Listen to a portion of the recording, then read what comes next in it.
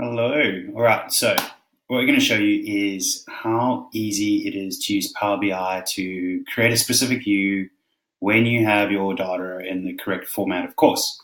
So the goal of this visual is to show which customers are grouped into certain categories for a specific financial year. So you can, I don't know, apply the 80-20 rule or say, oh my gosh, we've got way too many customers in this area, or I'm not here to do the advisory. I'm here to show you how to visualize the data so you can draw your own conclusions about what you ever want to do. All right, so this is on top of our data sites data source. It's automated.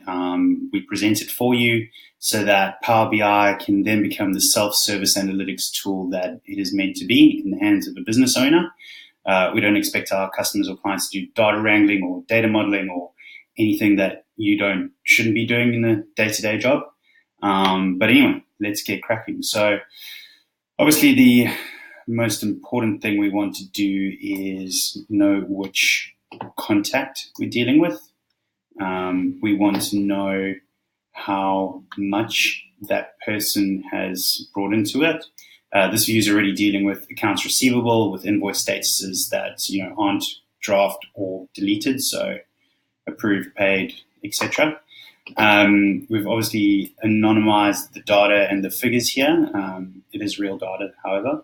But right now, okay, good, we have a table. That's wonderful, but that's not going to help us any much. Not a huge fan of pie charts, but let's pie chart this up. Again, this is too much data. So what we've done is created a little measure here. Well, it's called a calculated column, but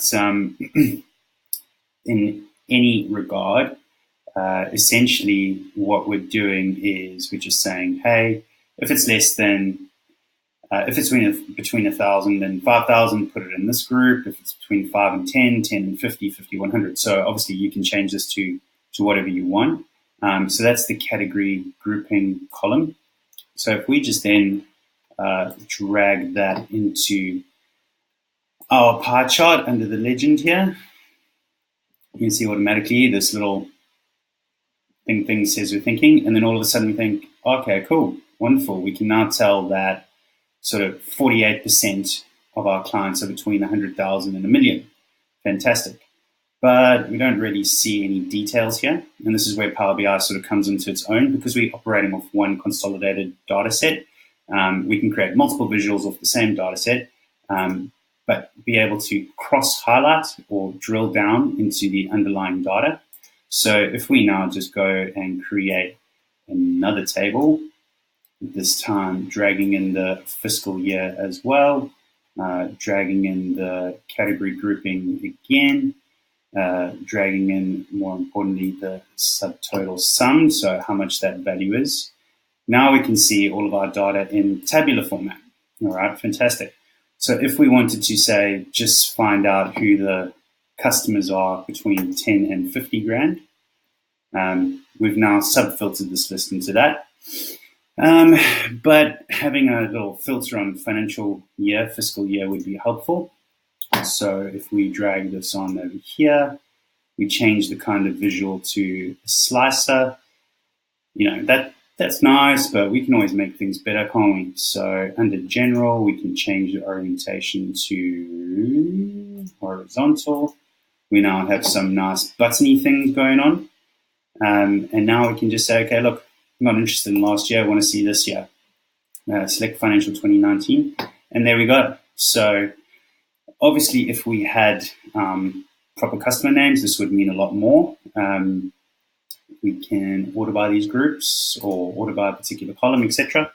And there we go. We're able to tell now, okay, who are these slightly less valuable customers to us? Why are they less valuable, etc.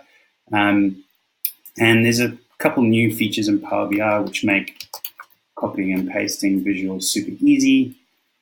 We could, for example, say, how do we get a top 10 list? Okay, let's choose this particular visual over here. There we go. Let's try and drag down the detail over here into this visual.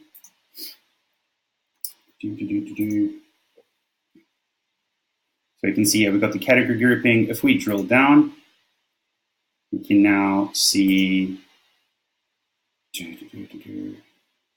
which customers actually make that up.